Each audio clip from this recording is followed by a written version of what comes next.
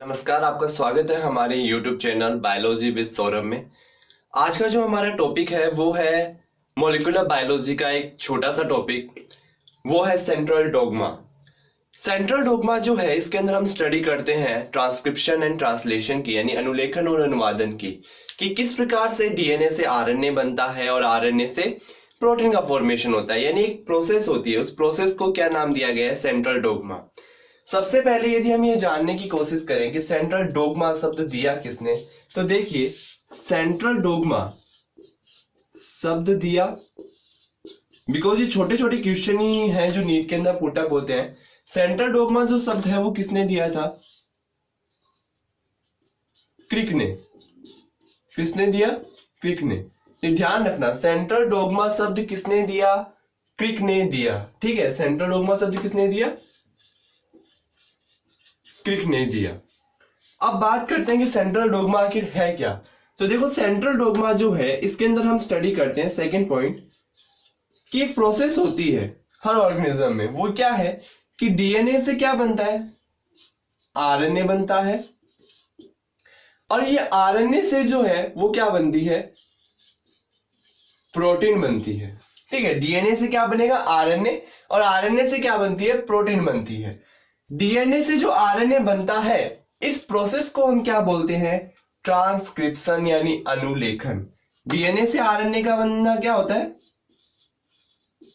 Transcription. ठीक है, इसको हम क्या बोलते हैं? ट्रांसक्रिप्शन। और आरएनए से जो प्रोटीन का निर्माण होता है इसे हम क्या बोलते हैं? ट्रांसलेशन। यानी हिंदी में इसे बोल देते हैं अनुलेखन, और इसे क्या बोल देते हैं? अनुवादन। ठीक है, तो ये जो प्रोसेस हो रही है हर ऑर्गेनिज्म में, डीएनए से आरएनए बनना, आरएनए से प्रोटीन का निर्माण होना, इस पूरी प्रोसेस को हम क्या बोल देते हैं? As a central dogma. ठीक है, क्रिक ने इस चीज को बताया था कि डीएनए से आरएनए का निर्माण होता है, इसे हम ट्रांसक्रिप्शन बोलते हैं। आरएनए से प्रोटीन का निर्माण होता है, इस प्रोसेस को हम ट्रांसलेशन बोल देते हैं। और इस पूरी प्रोसेस को एक नाम दे दिया क्रिक ने। क्या नाम दिया? सेंट्रल डोग्मा नाम दिया। बट हर एक ऑर्गेनिज्म जो है वो इस सेंट्रल डोग्मा को फॉलो नहीं करता। कुछ एग्जांपल है, जैसे रेट्रोवायरस हो गया, रोज सार्कोमा वायरस हो गया, ये दोनों मतलब और भी इधर है। बट ये जो जीव होते हैं, ऑर्गेनिज्म है या वायरस जो है, वो क्या करते हैं? इस सेंट्रल डोग्मा को फॉलो नहीं करते, वो कुछ अलग फॉलो करते हैं। यानी हम ये नहीं कह सकते वो डीएनए से केवल आरएनए और आरएनए से प्रोटीन। उनमें क्या होती है? एक रिवर्स ट्रांसक्रिप्शन की प्रोसेस पाई जाती है, यानी वो जीव आरएनए से भी डीएनए का फॉर्मेशन करते हैं। ठीक है, अब देखो आरएनए से जो डीएनए का फॉर्मेशन हो रहा है, ठीक है, और किसमें होता है आरएनए से डीएनए का फॉर्मेशन, इसका भी हम एग्जांपल पढ़ेंगे। ये याद है कि प्रोसेस सेंट्रल डोग्मा है। अब कुछ जीव जो है, जैसे मैंने अभी आपको बताया, रेट्रोवायरस हो गया, रोज सार्कोमा वायरस हो गया, इनमें क्या होता है कि आरएनए से वापस से डीएनए का निर्माण हो जाता है, और इस प्रोसेस को हम क्या बोलते हैं? इस प्रोसेस को बोलते हैं रिवर्स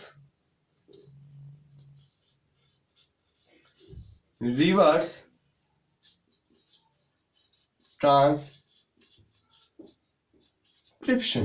क्या बोलते हैं? Reverse transcription. यानी हम ये बोल देते हैं पश्च अनुलेखन। पश्च अनुलेखन या प्रतीप अनुलेखन।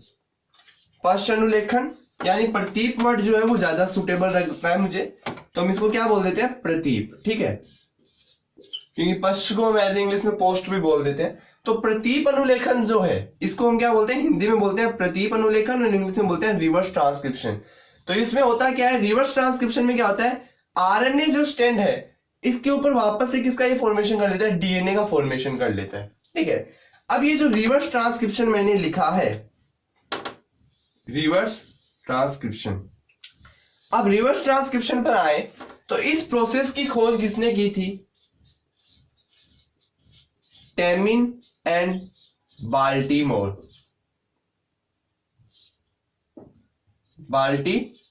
ध्यान रखना, इन दोनों ही साइंटिस्ट का नाम ध्यान में रखना। टेमिन एंड बाल्टीमोर ने किसकी खोज की? किसकी? प्रतीप अनुलेखन की। प्रतीप अनुलेखन को किसने खोजा? टैमिन एंड बाल्टीमोर ने। अब टैमिन एंड बाल्टीमोर ने इस प्रतीप अनुलेखन को जो खोजा है वो किसके अंदर खोजा? तो खोज किसमें की थी? देखो, रोवस सार्कोमा वायरस में। ये ध्यान रखना नाम, टैमिन एंड बाल्टीमोर ने रिवर्स ट्रांसक्रिप्शन को खोजा, और रिवर्स ट्रांसक्रिप्शन की जो प्रोसेस है वो इन दोनों साइंटिस्ट ने कौन से वायरस में खोजी थी? रोवस सार्कोमा वायरस में। कौन से वायरस में? रोवस सार्कोमा वायरस में। स्टार मार्क कर लीजिए। नीट के अंदर कई बार क्वेश्चन पूछा जाता है कि टैमिन एंड बाल्टीमोर ने जो रिवर्स ट्रांसक्रिप्शन की प्रोसेस खोजी थी वो कौन से वायरस में खोजी थी? तो टैमिन एंड बाल्टीमोर ने रिवर्स ट्रांसक्रिप्शन की खोज किसमें की थी? रोवस सार्कोमा वायरस में की थी। ठीक है, अब देखिए यहाँ पे जो आरएनए से डीएनए का निर्माण हो रहा है, यहां पर जो एंजाइम काम में आता है वो एंजाइम कौन सा है? RNA dependent DNA polymerase enzyme. कौन सा? RNA dependent DNA polymerase enzyme. ठीक है, यहाँ पर क्या होता है कि आरएनए के ऊपर जो डिपेंडेंट डीएनए पॉलीमरेज एंजाइम है वो किसका निर्माण करता है? डीएनए स्ट्रैंड का निर्माण करता है। अब इस आरएनए के स्ट्रैंड पर ये जो डीएनए का स्ट्रैंड बनता है नया, ठीक है, मतलब जैसे मान लीजिए कि आरएनए स्ट्रैंड था, इस आरएनए के स्ट्रैंड पर ये जो डीएनए का स्ट्रैंड बन रहा है, इस नए बने हुए डीएनए स्ट्रैंड को हम क्या बोलते हैं? ये भी आप चीज मैं यहाँ पर इस हॉलमार्क में लिख रहा हूं, ये चीज ध्यान रखना। जो नया आरएनए से जो नया डीएनए स्ट्रैंड बनता है, ठीक है, जो आरएनए से नया डीएनए स्ट्रैंड बन रहा है, इसे हम क्या बोलते हैं? इसे हम बोलते हैं रिट्रोपोसन। क्या बोलते हैं? रिट्रोपोसन। आरएनए से जो नया डीएनए का स्ट्रैंड बनेगा रिवर्स ट्रांसक्रिप्शन में, आरएनए से जो नया डीएनए का स्ट्रैंड बनेगा उसे एक पर्टिकुलर नाम दिया गया है, और वो पर्टिकुलर हम उसे क्या बोलते हैं? रिट्रोपोसन। क्या बोलते हैं? रिट्रोपोसन। ठीक है, ये वर्ड ध्यान में रखना, कई बार पूछ लिया जाता है रिट्रोपोसन क्या है। ठीक है, और हमें पता नहीं होता बिकॉज का ज्यादातर जो है वो हमें इस चीज के बारे में नहीं बताया जाता। तो रिट्रोपोसन क्या होता है कि रिवर्स ट्रांसक्रिप्शन की प्रोसेस के दौरान आरएनए से जो डीएनए स्ट्रैंड बनता है उस नए बने हुए डीएनए स्ट्रैंड को हम क्या बोल देते हैं? रिट्रोपोसन बोल देते हैं। ठीक है, और एक दूसरा नाम और दिया जाता है, बिकॉज जो दूसरा नाम है वो हमें हमेशा बताया जाता है। जो नया डीएनए स्ट्रैंड बनता है उस नए डीएनए स्ट्रैंड को क्या बोलते हैं? सी डीएनए, यानी कप्लीमेंट्री डीएनए बोल देते हैं। ठीक है, बट ये जो दूसरा नाम है रिट्रोपोसन, ये नहीं बताया जाता। सी डीएनए क्या है तो हम बोल देते हैं कि आरएनए से जो डीएनए स्ट्रैंड बनता है उसे हम सी डीएनए बोलते हैं, बट रिट्रोपोसन क्या है ये हमें नहीं पता। तो रिट्रोपोसन शब्द भी ध्यान में रखना। रिट्रोपोसन किसे बोलते हैं? रिट्रोपोसन भी हम सी डीएनए को ही बोलते हैं, या आरएनए से जो नया डीएनए बनता है उसे रिट्रोपोसन बोलते हैं। एक बार मैं वापस से इस पूरी प्रोसेस को रिवाइज कर देता हूं। तो देखो, आज हमने सेंट्रल डोग्मा पढ़ा है, और मैंने बोला ये मॉलिक्यूलर बायोलॉजी से रिलेटेड एक छोटा सा टॉपिक है। सेंट्रल डोग्मा शब्द जो है वो क्रिक ने दिया था, और क्रिक ने यह बताया कि जो जीव होते हैं उनमें क्या होता है कि डीएनए से आरएनए का निर्माण होता है। देखो, डीएनए में क्या होती है? सूचनाएं होती है। ठीक है, हमें पता है इंफॉर्मेशन इसके पास है। डीएनए क्या करेगा? इन इंफॉर्मेशन को आरएनए को ट्रांसफर कर देगा। ठीक है, ट्रांसक्रिप्शन, यानी ये डीएनए जो है अपनी इंफॉर्मेशन किसको दे देता है? आरएनए को दे देता है। अब यहाँ पर ये जो आरएनए बनता है, ये आरएनए कौन सा होता है ये भी ध्यान में रखना। ये होता है मैसेंजर आरएनए। ठीक है, संदेशवाहक आरएनए, क्योंकि इसने अपनी सूचनाएं इसको दे दी। अब ये अपनी इन सूचनाओं को क्या करेगा? आगे प्रेषित करेगा। ठीक है, इसीलिए इसे क्या बोलते हैं? Messenger RNA, mRNA. अब ये अपनी सूचनाएं आगे प्रेषित कर जो संबंधित प्रोटीन होगी उसका फॉर्मेशन कर देगा। ठीक है, तो ये जो डीएनए से आरएनए बन रहा है इस प्रोसेस को हम क्या बोलते हैं? ट्रांसक्रिप्शन यानी अनुलेखन बोलते हैं। और मैसेंजर आरएनए से जो प्रोटीन का फॉर्मेशन होता है इस प्रोसेस को हम क्या बोलते हैं? ट्रांसलेशन या अनुवादन बोलते हैं। और इस पूरी प्रोसेस को, ये जो डीएनए से आरएनए बन रहा है, आरएनए से प्रोटीन यानी सूचनाएं इससे इसमें और इससे आगे जो प्रेषित हो रही है, इस पूरी प्रोसेस को क्रिक ने क्या नाम दे दिया था? Central dogma. ठीक है, या केंद्रीय, हम बोल देते हैं केंद्रीय सिद्धांत, डोग्मा एज ए सिद्धांत। तो इसको नाम दे दिया था सेंट्रल डोग्मा।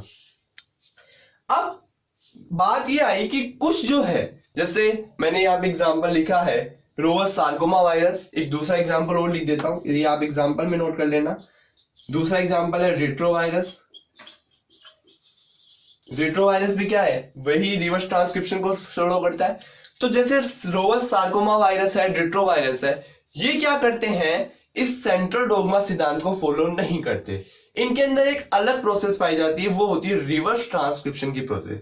यानी इनमें डीएनए से आरएनए तो बनता है, आरएनए से प्रोटीन भी बनता है, बट रोवस सार्कोमा वायरस और रिट्रोवायरस में क्या होती है, एक अलग प्रोसेस और होती है। वो प्रोसेस ये है कि इनमें आरएनए से वापस डीएनए का स्ट्रैंड भी बनता है, और ये आरएनए से जो वापस डीएनए का स्ट्रैंड बन रहा है, इस प्रोसेस को क्या बोलते हैं, रिवर्स ट्रांसक्रिप्शन, यानी प्रतीप अनुलेखन। ठीक है, और ये जो प्रोसेस जो है रिवर्स ट्रांसक्रिप्शन वाली, ये प्रोसेस सबसे पहले किसने खोजी, मतलब सबसे पहले इस रिवर्स ट्रांसक्रिप्शन के बारे में किसने बताया था, टैमिन एंड बाल्टीमोर ने। इन दोनों साइंटिस्ट का नाम ध्यान में रखना, टैमिन एंड बाल्टीमोर ने बताया। और टैमिन एंड बाल्टीमोर ने ये जो रिवर्स ट्रांसक्रिप्शन वाली खोज की थी, ठीक है, ये कौन से वायरस में खोजा था, रोवस सार्कोमा वायरस में।